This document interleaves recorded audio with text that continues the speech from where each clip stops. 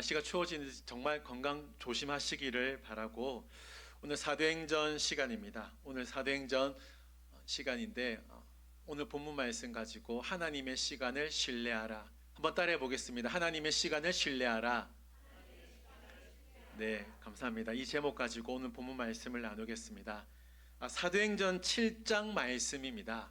사도행전 7장 말씀은 초대교회 7명의 일꾼들을 사도행전 6장에서 뽑았는데, 그 7명의 일꾼 가운데 가장 첫 번째로 언급되었던 스데반의 말씀을 기록한 본문입니다.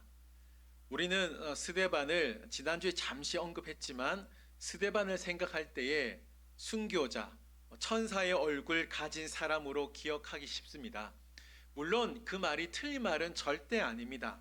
그런데 스데반을 좀 더 올바르게 이해하기 위해서는 그의 죽음보다, 그의 얼굴보다 오늘 본문에 나오는 사도행전 7장 본문 말씀을 우리가 눈여겨 살펴볼 필요가 있다라는 것입니다. 자, 이 점을 기억하고 오늘 본문으로 들어가겠습니다. 1절 말씀 보시면 대제사장의 질문으로 시작하고 있습니다. 그 질문이 뭐죠? 이것이 사실이냐? 이 질문으로 시작합니다. 이것이 뭘까요? 이것을 알기 위해서는 그 앞장 사도행전 6장 말씀을 살펴보아야 되는데, 13절 14절 말씀 보십시오. 제가 읽어드릴게요. 거짓 증인들을 세우니 이르되 이 사람이 이 거룩한 곳 성전입니다. 율법을 거스러 말하기를 마지 아니하는도다. 그의 말에 나사렛 예수가 이곳을 헐고 또 모세가 우리에게 전하여 준 규례를 고치겠다 함을 우리가 들었노라 하거늘. 아멘. 자, 13절 14절 말씀을 보시면 유대인들은 스데반을 향하여 두 가지 제목으로 고발을 합니다. 첫 번째가 뭐예요? 적혀 있는 대로 거룩한 곳 성전을 훼손시킨다 라는 죄가 있었고, 두 번째 죄는 뭡니까? 율법을 거슬러 율법을 고친다는 의미를 담고 있습니다. 정리하면 스데반이 성전을 헐고 율법을 고치겠다는 거짓 증언을 내세워서 재판에 서게 했다라는 거죠. 자, 여러분, 오늘 본문에 나오는 대로 성전과 율법은 이스라엘 백성들에게 너무나도 중요한 물건들이었다고 표현하겠습니다. 정말 생명처럼 여기는 것이었습니다. 왜일까요? 왜 이스라엘 백성들은 성전과 율법을 생명처럼 여겼을까요? 뭐라고요? 네, 하나님이 그들에게 직접 주신 겁니다. 그게 성전과 율법이었다는 거죠. 여러분, 이런 경험이 있으실 거예요. 누군가가 꼭 명품은 아니더라도 어떻습니까? 잊지 못할 선물을 생각지 못하게 받았다면 어때요? 자랑하고 싶지 않아요? 네, 아직 그런 선물 못 받으셨죠? 받았는데 자랑을 안 하시는구나, 그쵸? 네, 자랑하고 싶을 거예요. 하나님이 저와 여러분들에게 생각지 못한 선물을 주셨다고 해봐요. 어떨까요? 일단 전화 걸든가 카톡 푸사를 다 바꾸겠죠. 하나님이 주신 선물, 이건 내 거. 이렇게 자랑을 한단 말이죠. 이스라엘 백성들도 구약 성경에서 성전과 율법을 직접 받았습니다. 그러니까 이 성전과 율법은 이스라엘 백성들에게는 진짜 의미가 있는 선물이었다고 볼 수 있습니다. 그래서 뭐합니까? 자랑을 하게 되었다는 겁니다.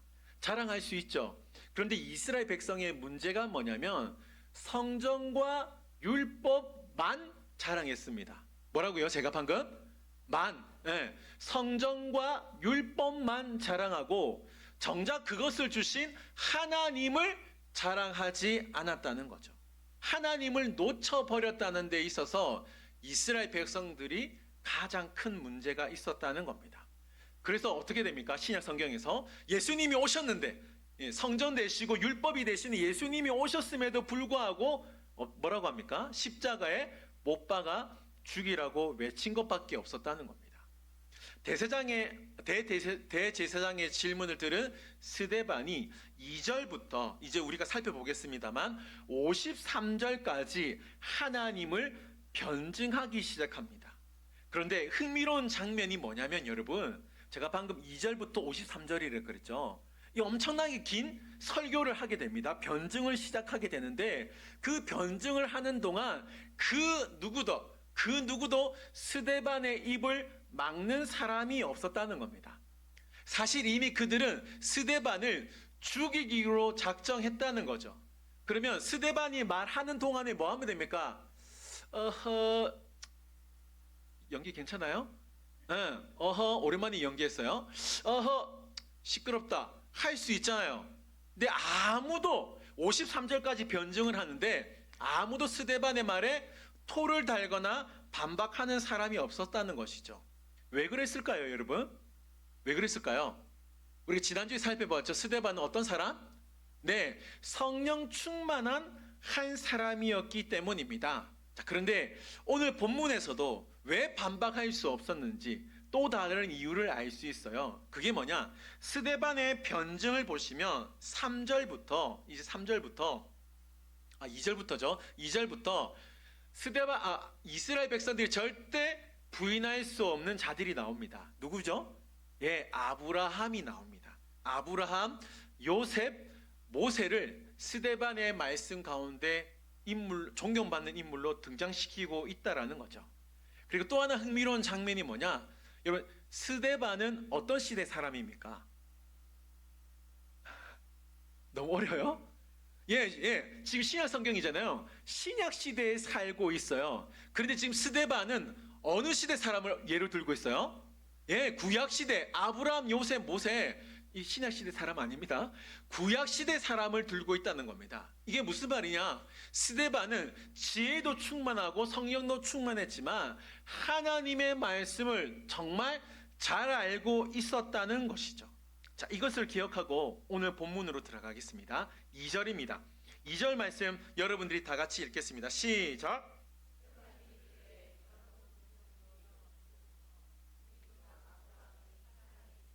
메소포타미아에 있을 때 영광의 하나님이 그에게 보여. 아멘. 2절을 보시면 제가 보았을 때는 감동으로 시작하는 것처럼 보였습니다. 왜 제가 감동이라 하냐면 스데반은 지금 자신에게 거짓 증언을 하는 사람을 세웠죠. 그리고 이미 죽이기로 작정을 했다라는 겁니다. 그런데 2절 말씀을 다시 한번 보여주실까요? 2절에 보시면 스데반이 뭐로 시작하고 있습니까?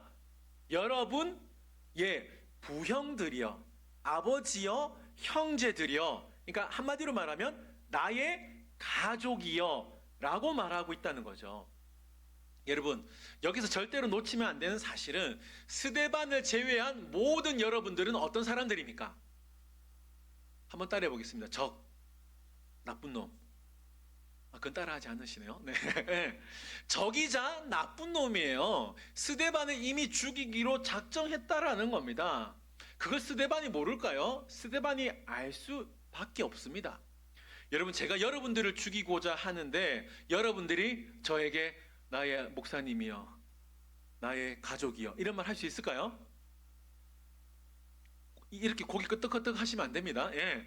당연히 쟤 왜 저래? 오냐? 2판 4판이다. 너 죽고 나 죽고 보자. 뭐 이렇게 나와야 되는데, 아니면 스데반은 성경적으로 야, 이 독사의 자식들아, 이런 거친 표현을 사용할 듯한데 뭐라고 사용한다고요?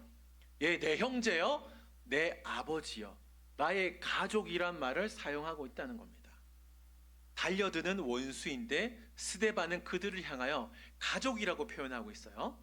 그러면서 스데반이 하는 말이 뭐냐? 2절을 보시면 우리 조상 아브라함이라고 말씀하고 있습니다.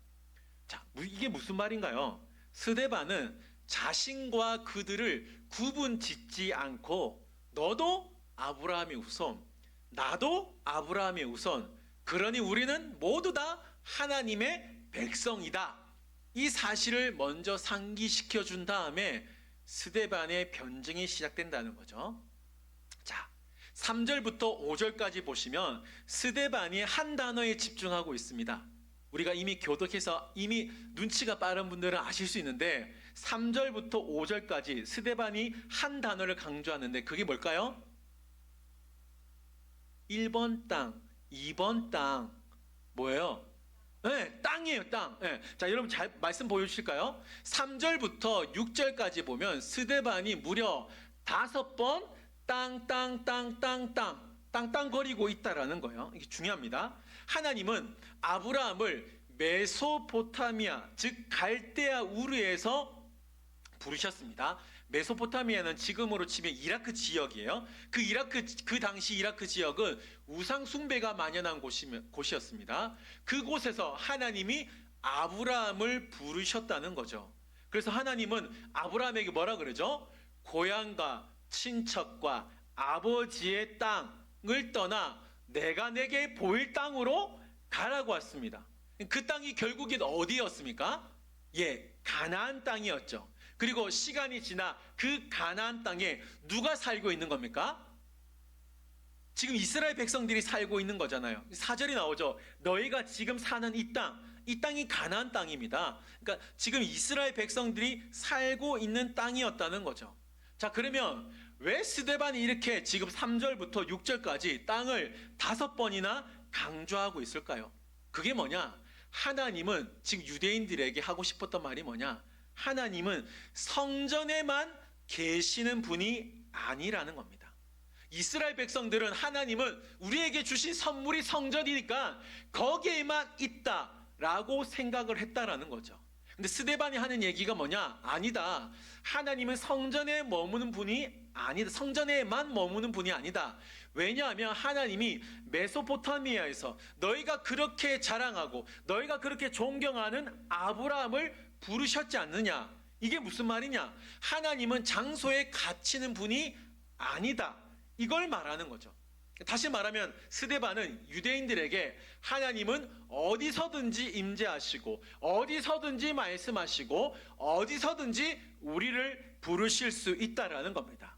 그 하나님을 우리가 신뢰해야 된다라는 것이죠. 이걸 스데반이 지금 말하고 있는 겁니다. 자, 다시 2절 3절 보겠습니다. 제가 읽어드릴게요. 스데반이 이르되 여러분 부영들이여 들으소서. 우리 조상 아브라함이 하란에 있기 전에 메소포타미아에 있을 때 누가 나타났습니까? 예, 영광의 하나님이 아브라함에 보여 3절 보여주실까요? 뭐라 하시냐? 하나님이 이르시되요 내 고향과 친척을 떠나 내가 내게 보일 땅으로 가라 하시니. 자, 여러분 질문 드리겠습니다. 2절과 3절에서 중요한 단어가 뭘까요? 2절 보여주실래요? 뭐예요? 예, 하나님이란 단어가 중요하죠. 2절과 3절의 주어는 하나님입니다. 자, 지금 스데반은 하나님을 영광의 하나님으로 표현하고 있는데 그 영광의 하나님이 아브라함에게 보이셨고 그 영광의 하나님이 3절에서 뭐라 그런 거예요? 고향과 친척과 아버지의 집을 떠나라고 말씀했다는 거죠. 여러분 기억하십시오. 아브라함의 이야기는 아브라함의 결단으로 시작된 것이 아니라 하나님이 먼저 나타나셔서 하나님이 먼저 말씀하셨고 하나님이 아브라함을 먼저 부르셨다는 겁니다. 그러니까 중요한 주어는 아브라함이 아니라 하나님임을 기억하시기 바랍니다. 그 하나님이 4절 보십시오. 4절 보시면 아브라함이 갈대아 사람의 땅을 떠나 하란에 거하다가 그의 아버지가 죽음에 하나님이 그를 거기서 너희 지금 사는 이 땅으로 옮기셨느니라. 아멘. 자, 4절도 주어가 누구예요? 네, 하나님입니다. 그렇죠? 아브라함이 아닙니다. 지금 스데반은 유대인들에게 뭘 강조하냐? 아브라함이 그렇게 위대한 이유는 아브라함이 대단해서가 아니라 그 아브라함을 부르신 하나님, 그 아브라함의 삶의 주인 되시는 하나님이 계셨기 때문에 아브라함이 위대할 수 있었다. 그러므로 너희들이 그렇게 자랑하는 성전 좋아, 율법 좋다. 그러나 모든 신앙의 중심은 하나님이 되어야 한다. 이걸 지금 말하고 싶었다는 거죠. 스데반이 아브라함의 이야기를 마치고 이제 요셉으로 넘어갑니다. 자, 9절과 10절 보겠습니다. 9절과 10절 보시면 여러 조상이 요셉을 시기하여 애굽에 팔았더니 누가 나오죠? 네, 하나님이 그와 함께 계셔서 10절 그 모든 환난에서 건져내시고 애굽 왕 바로 앞에서 은총과 지혜를 주심에 바로가 그를 애국과 자기 온 집의 통치자로 뭐 했다 그러죠? 세웠느니라. 자, 여러분 여기서도 마찬가지입니다. 여기서도 요셉의 인생의 주인공은 요셉이 아니라 9절에 나오는 대로 하나님으로부터 시작됐다는 거죠. 여러분 성경 읽어보신 분들은 아시겠지만 요셉은 성경 인물들 가운데서도 아주 극적으로 산 인물로 평가를 받고 있습니다. 형들에게 팔려 하루아침에 노예로 살게 됩니다. 그러다가 이집트에서 바로의 신하였던 보디발에게 팔려가게 되죠. 어떻습니까?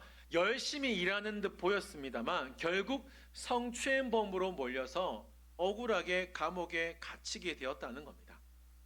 생각해 보세요. 무엇보다 가족에게 배신을 당했습니다. 노예로 팔렸습니다.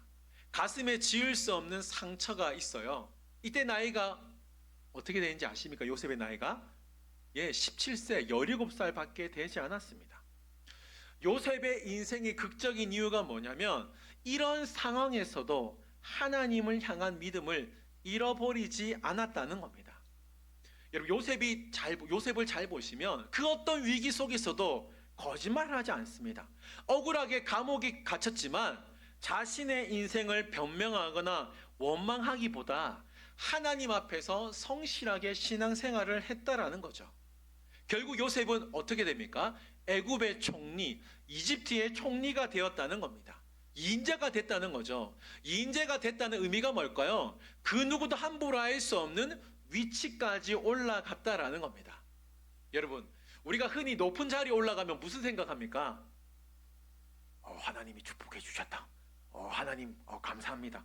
이렇게 생각할 수 있어요. 물론 틀린 말이 아닙니다. 그런데 맞아요. 하나님이 필요하시면 누군가를 높은 자리에 세우시기도 합니다.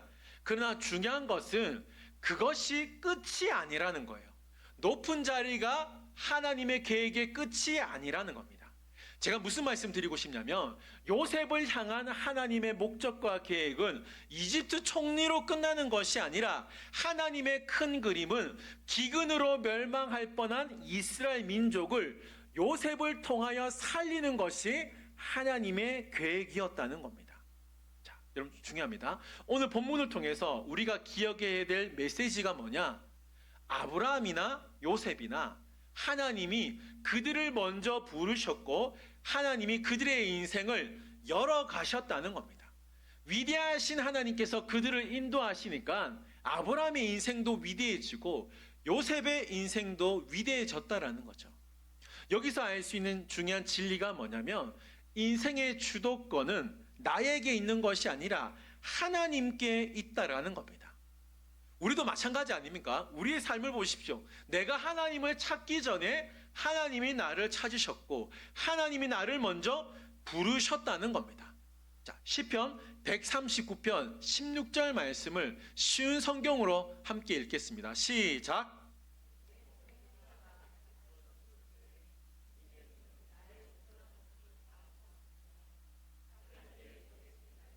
아직 시작되기도 전에 내 인생의 모든 날들이 주님의 책에는 이미 다 기록되었습니다. 아멘. 여러분 정말 믿으십니까? 그러므로 우리의 삶은 우연이 아니라 하나님의 손안에 있고 하나님의 때와 인도하심을 신뢰할 때 우리 또한 아브라함처럼 요셉처럼 하나님의 안에서 위대한 삶을 살 수 있다라는 것이죠. 자, 그러면 하나님이 우리를 먼저 찾으셨다, 우리를 먼저 부르셨다, 이 사실을 믿는다면 우리가 어떤 반응을 보여야 할까요? 그 반응이 뭐냐?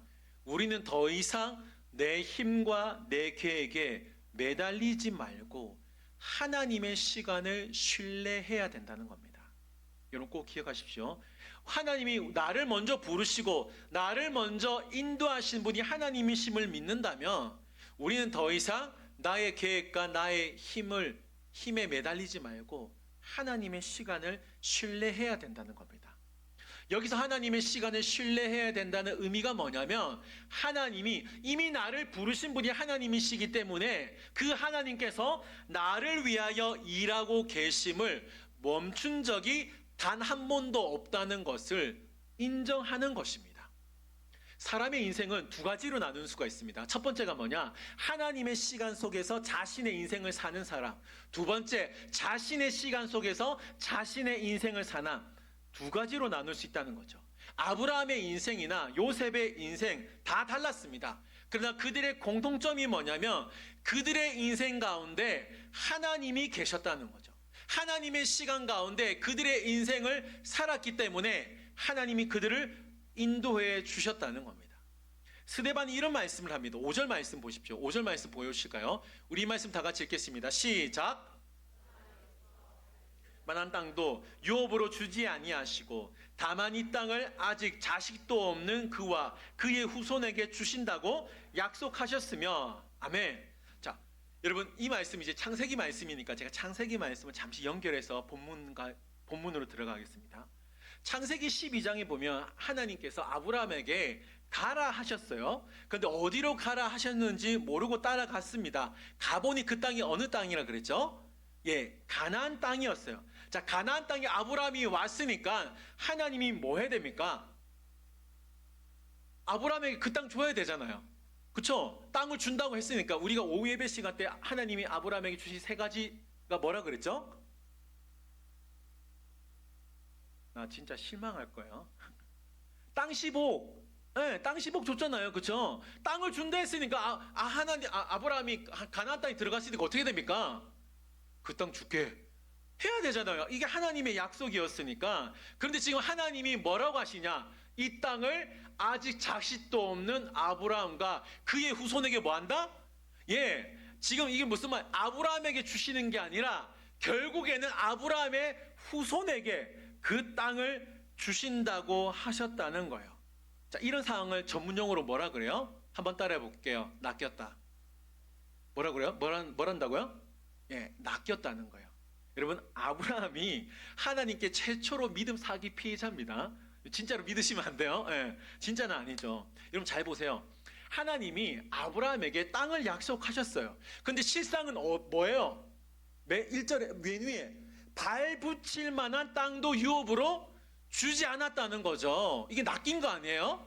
그렇지 않습니까? 하나님이 주신다고, 땅 10억을 주신다고 하셨는데 막상 그 땅에 갔을 때에는 뭐예요? 발 붙일 만한 땅도 유업으로 주지 않았다는 겁니다.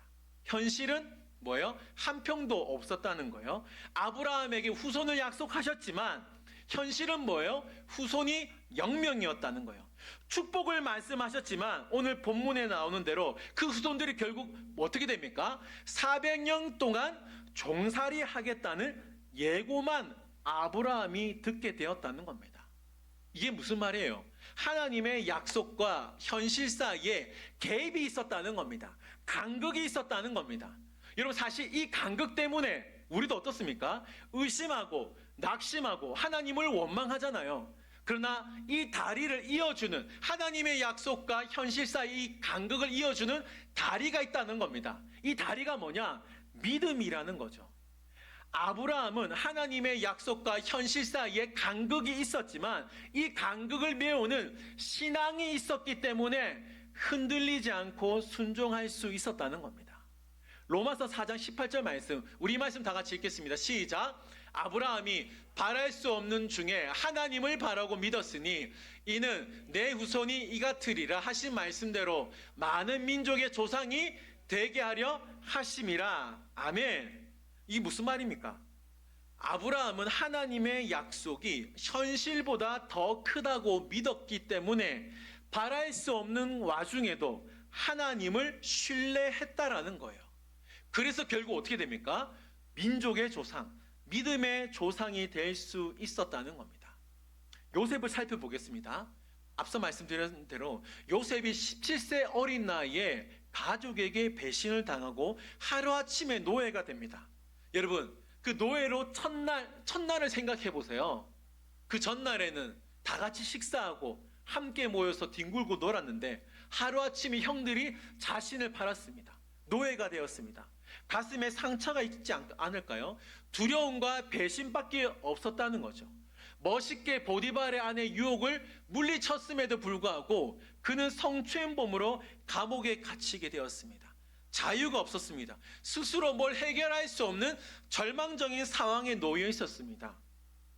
그런데 여러분, 상처로 보면 요셉은 하나님을 원망해야 됩니다. 그렇죠? 상처로만 보면. 그리고 상황만 보면 요셉은 하나님을 오해해야 합니다. 감정으로만 보면 요셉은 하나님 앞에 지금부터 내 삶에 신경 쓰지 마세요. 나 마음대로 살겠습니다. 이 고백을 하는 것이 요셉의 입장에서는 오히려 당연한 고백이라고 볼 수 있어요. 그런데 창세기를 잘 보시면 요셉이 수많은 고백을 하는데 그가 하나님 앞에 보였던 믿음의 태도를 잘 보시기 바랍니다. 첫 번째 고백이었던 창세기 39장 9절 다 같이 읽겠습니다. 시작. 내가 어찌 이 큰 악을 행하여 하나님께 죄를 지으리까. 아멘. 요셉의 첫 번째 고백에 보십시오. 신분도 잃었습니다. 꿈도 잃었고 자유도 잃었고 억울함만 가득한 그때에 보디발 아내의 유혹이 있었습니다. 완전히 무너질 수도 있었지만 요셉은 어떻게 했습니까? 하나님께 내가 어찌 죄를 지을 수 있으리까. 그의 신앙의 중심이 하나님께 있었다는 거죠. 창세기 45장 5절 보십시오. 하나님이 생명을 구원하시려고 나를 형들보다 뭐했다? 먼저 보내셨나이다. 요셉의 두 번째 고백을 보십시오. 형들에게 버림받은 뒤에 한 23년 뒤에 일어난 고백이었다는 거죠. 이때 요셉이 애굽 총리였습니다. 자신을 배반한, 자신을 버린 형들을 만나서 한 고백인데 이 고백을 하기 전에 뭐 해야 될까요? 손바닥 뒤집듯 형들 나를 배신했잖아. 나 널 가만히 안 둘 거야. 죽일 수도 있었다는 겁니다. 그런데 중요한 게 뭐냐? 요셉의 인생은 억울함으로 자신의 인생을 해석하는 것이 아니라 하나님으로, 하나님의 시간으로 이 사건을 해석하고 있다라는 겁니다. 그래서 뭐라는 거예요? 하나님이 생명, 이스라엘 백성들을 구원하시려고 나를 형들보다 먼저 보내셨다. 하나님의 시간으로 요셉은 자신의 인생을 해석하고 있다는 겁니다. 사랑하는 성도 여러분, 스데반이 변증하고 있는 아브라함과 요셉에게는 한 가지 공통점이 있어요. 아브라함은 약속을 받았지만 현실에선 땅도 없었고 자식도 없었습니다. 요셉을 보면 억울하게 노예와 감옥의 시간밖에 없었습니다. 그러나 그들 인생 가운데 하나님이 먼저 손길을 내미셨고 그들의 인생이 하나님의 시간 가운데 있었기 때문에 그들이 하나님 앞에서 쓰임받을 수 있었다는 거죠. 저와 여러분의 삶은 어떻습니까? 지금 내가 느끼고 있는 답답함 있지 않습니까? 있잖아요. 그럼에도 불구하고 그 가운데 나를 위해 일하시는 하나님이 계시다는 걸 정말 신뢰하십니까? 정말 신뢰하십니까? 현실과 하나님 사이에 간극이 있지 않습니까? 하나님은 이렇게 말씀하시는데 내 삶에는 이 말씀이 이루어지지 않는 겁니다. 이 말씀대로 되지 않는 겁니다. 이 간극이 있잖아요. 이 틈이 있는데 이 틈을 정말 믿음으로 메우고 있냐라는 거예요. 여러분, 우리 안에 어떻습니까? 우리 삶을 보면 질병의 문제 있습니다. 여러 가지 사업의 문제, 가정 안의 문제, 내 문제, 자녀의 문제, 관계의 문제, 도저히 말로 되진 않는, 해석되지 않는 수많은 문제들이 있습니다. 여러분, 그 상황에서 그 상황에 놓여 있는 분들에게 제가 뭐라고 말할 수 있겠습니까? 그렇죠? 제가 뭐라고? 성경이 뭘 말하는지 보아야 되잖아요. 성경이 하시는 말이 뭐예요? 하나님은 여전히 우리들을 사랑하신다는 겁니다.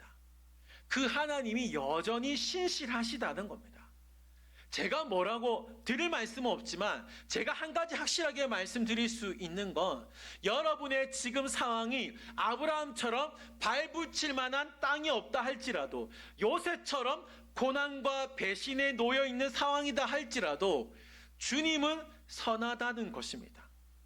다른 것은 의심하더라도 이 사실은 의심하지 말고 믿으시기를 바랍니다. 내가 걱정하는 것 때문에, 내가 두려워하는 것 때문에, 그것 때문에 주님이 신실하지 않다, 주님이 나를 사랑하지 않는다, 그 증거가 되지 않는다는 거예요. 아브라함이 비록 발 붙일 만한 땅이 없었지만 하나님은 그를 부르셨습니다. 요셉이 배신과 고난 가운데 갇혀 있었지만 하나님은 결국 그를 통하여 민족을 살리셨다는 것입니다. 우리가 이 사실을 믿는다면 우리가 할 일은 분명합니다. 여러분, 내 힘과 내 계획에 매달리지 말고 이미 인도하고 계시는 하나님의 시간을 신뢰하며 살아가야 된다는 것입니다. 여러분 꼭 기억하십시오. 하나님의 시간을 신뢰하고 살아가야 된다는 것입니다. 비록 오늘 하루를 다 이해할 수 없지만 너무 두려워하지 마시고 너무 조급해하지 마시고 짧은 눈앞의 현실만 바라보는 것이 아니라 영원하신 하나님의 시간을 신뢰함으로 말미암아 그 하나님께서 우리 인생을 마침내 승리의 이정표로 만드실 그 하나님을 기억할 수 있기를 바랍니다. 그리고 신뢰할 수 있기를 바랍니다. 말씀을 마치겠습니다. 여러분, 하나님은 정말 살아계십니다. 내 힘과 내 계획만 바라보지 마시고 영원하신 하나님의 시간 가운데 내가 있다라는 것을 기대함으로 믿음으로 담대하게 한 걸음 한 걸음 나아감으로 말미암아 하나님의 뜻과 계획이 우리의 삶에 충만하고 충만할 수 있기를 주님의 이름으로 축원드립니다. 아멘.